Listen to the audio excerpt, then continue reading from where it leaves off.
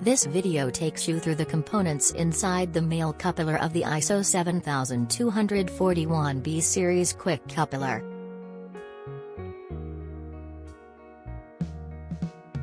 The male coupler's main body is made of carbon steel.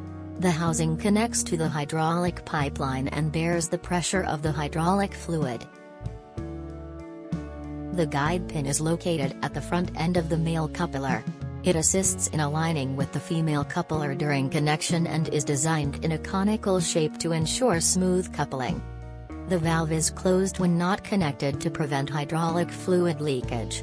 The valve is equipped with small seals to ensure no leakage occurs when it is in the closed position. A spring is positioned behind the seal to maintain a tight fit for the seal. The spring seat supports the spring, ensuring it always stays in the correct position.